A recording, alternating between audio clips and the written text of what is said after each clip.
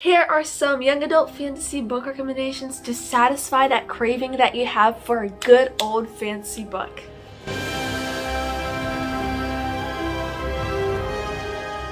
Hey guys, welcome back to my channel. It's Smile, and I am back with some more book recommendations. Yay! My last book recommendation video I think was young adult book recommendations for contemporary and romance, and this time I'm doing fantasy because a lot of you were like, wow, I can't believe you didn't say this book. Wow, I can't believe you didn't recommend a single fantasy book. That was because the video was not about fantasy books, it was about contemporary and romance. But this video, all about fantasy. Fantasy lovers, here is the video that's meant for you. To satisfy that need and craving for good fantasy. I have that feeling way too often. Fantasy is my favorite genre. So without further ado, I guess let's just jump into these fantasy young adult book recommendations. First on the list, I thought we'd start off with a banger, is Twin Crowns. This is a fantasy book and this has everything you could possibly want or need in a fantasy. It has the perfect romance, the perfect adventure, the perfect story. Plus, there's two POVs of these two twin sisters. One is a princess, one is a witch. And so we just get double the amount of goodness. We get two romances, two adventures, and two stories that connect into one. This was what I expected it to be. And I mean that in a good way. I was just craving a fantasy book and I came across this. I read the back, well, the inside, and this just sounded perfect, and it turned out to be perfect for me also. Maybe you would like... My sister's texting me. So it's about these twins, and the princess never knew that she had a twin, but the witch grew up knowing that one day she would take over her sister's spots as the heir to the throne. So when the princess is kidnapped to make that position available for Ren, obviously the princess is not happy with that, and that's kind of where the story takes place from. It leads on with that. Next on the list, we have Cinder, which is book 1 in the Lunar Chronicles. And this is kind of like fantasy, but it's also kind of like science fiction. But this is really fun. It is a retelling of Cinderella. And my voice sounds weird now, I don't know why. But there's multiple books in the series, and they're all retellings of something that connects into a big picture. And this series was beautifully crafted. Marissa Mayer slayed again, per usual. Oh, as I was saying, Marissa Mayer equals queen, and any book by her is a banger. So here our main character, Cinder, is a cyborg, and obviously she is very much mistreated for that, even though there's lots of like robots and flying cars. It's like a city of the future kind of. This is like, it takes place in our world except 1,000 years in the future or something. I'm not sure how much, but everything is much more futuristic. And she's a cyborg, but people will still react negatively to that, even though cyborgs are becoming more common. But then Prince Kai, the son of the emperor, the heir to the throne, waltzes into her life, and her life suddenly becomes much more complicated, obviously.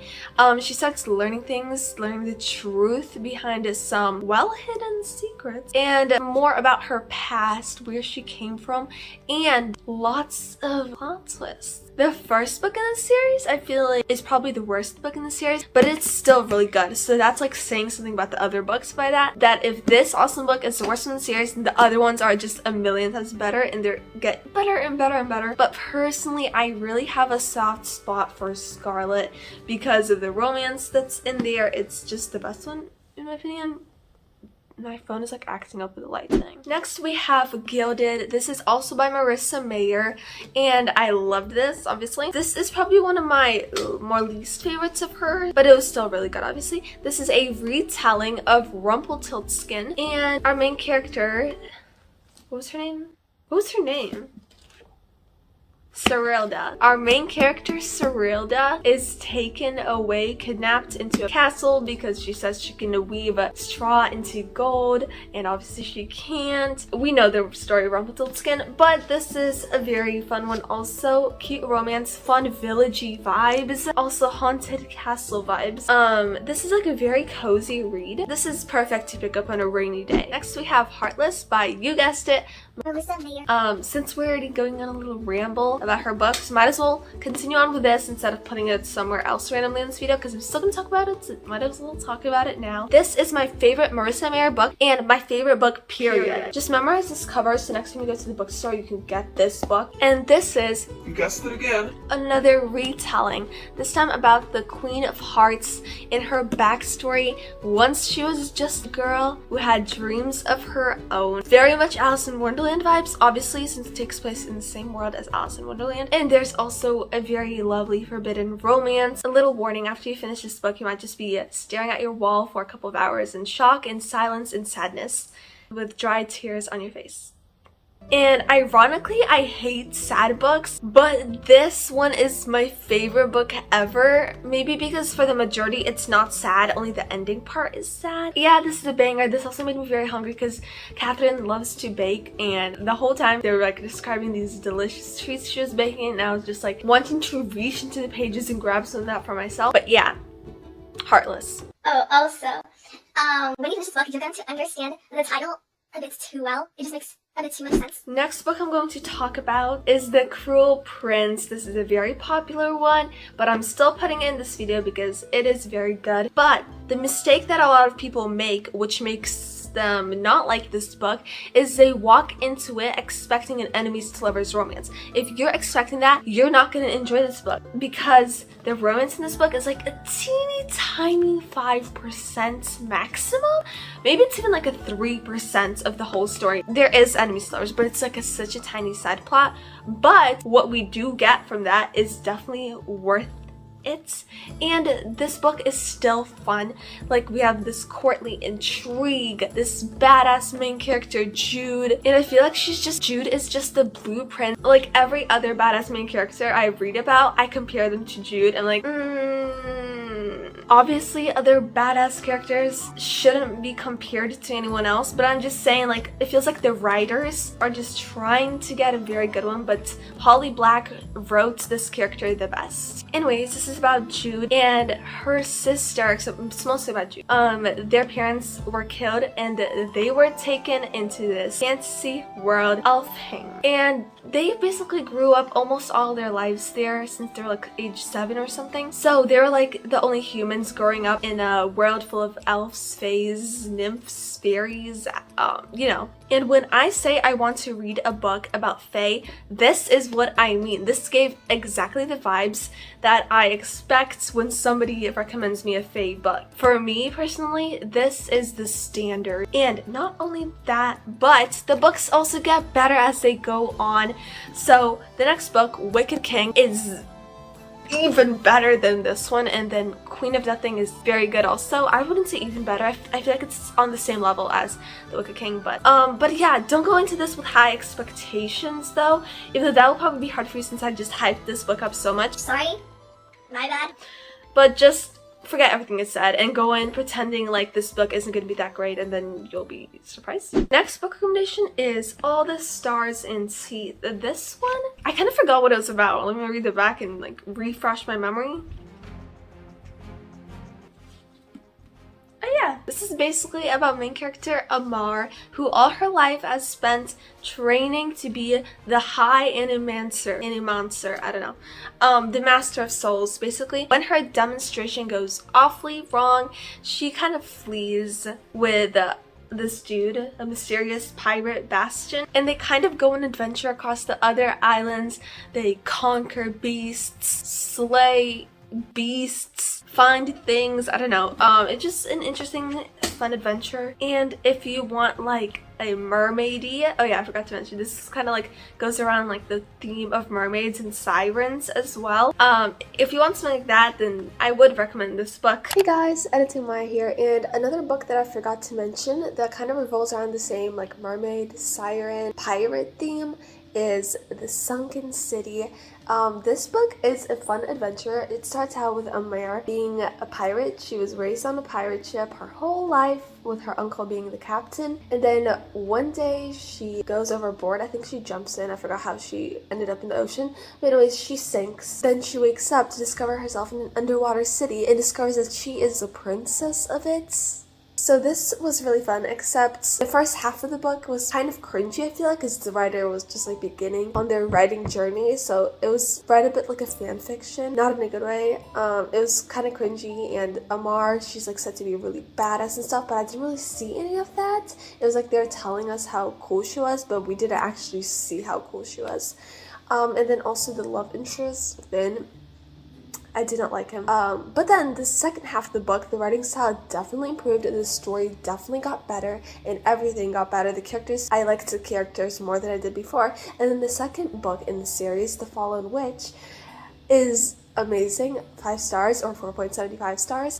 This is the best book in the series, and it is so good, so fun. So I would definitely recommend getting past the first book just to read the second book, even though the first book is still fun too. And then the third book, The Fallen Witch, which is the third and last book in the series, it was a bit of a disappointment for me. I read it like a month or two ago, and I was expecting like some kind of great finale to the series, but overall it was a bit disappointing, but I'd still highly recommend this series. Next book recommendation is Throne of Glass. This is a very popular one, also by the same author who wrote the ACOTAR series, except the ACOTAR series is NA, new adult, and the Throne of Glass series is YA, young adults. And everyone mutually agrees that this is her best series and best work yet. Here we follow Selena, who is an assassin or an ex-assassin. Anyways, she's been jailed for a while now, and when she is taken out of the mines and taken to the castle because there is going to be some kind of tournament or games to find out which criminal, assassin, thief is the best,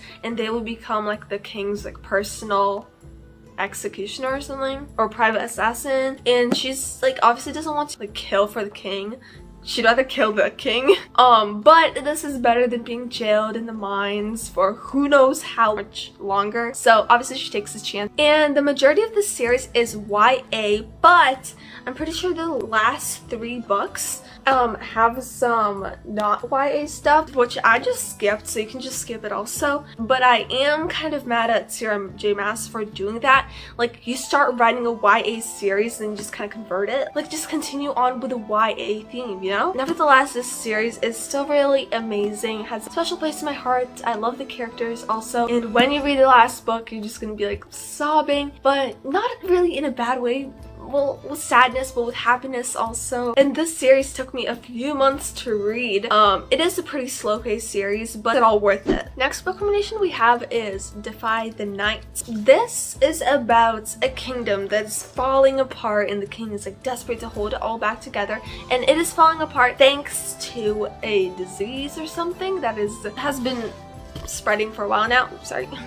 Basically almost everyone already got it, and there's only one cure. It's like this moonflower. Obviously it is very rare to acquire and very expensive, even though the kingdom has like quite a lot of patches of it. They could literally probably cure everyone if they wanted to, but they just want to make that moolah. Get the bag, sis. Anyways, main character Tessa and her friend Wes risk their lives basically every night sneaking into the palace, getting those petals and bring them to the villagers to help cure them, which is very nice obviously, but it is still not enough. So they take on bigger risks than ever, find out things that they probably shouldn't have known. I didn't like this book that much. I don't know, just something about the writing style or just something about the story didn't click with me, but I have heard so many other good things about this book, so lots of people did love this, so it did click with them, so it might click with you. Personally, didn't really click with me, and I'm saying the word click a lot, so.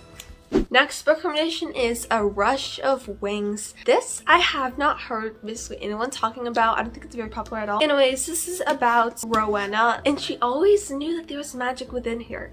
And one day, a stranger who looks exactly like their mother and claims to be their mother. Her brothers and her father fall for it and they think that that's her, but Rowena knows that is not her. And when this thing, who's acting like her mom, suspects that Rowena knows the truth, she turns Rowena's brothers into swans, and also this mystery stranger who came along, and now Rowena must fix it, and she's been kind of kicked out of her village because the village thinks it's her who did it. So yeah, this is adventuresome. It's a fantasy. And the last book recommendation that I'm going to be giving today is the book that I'm currently reading, and that is The Kiss of Deception.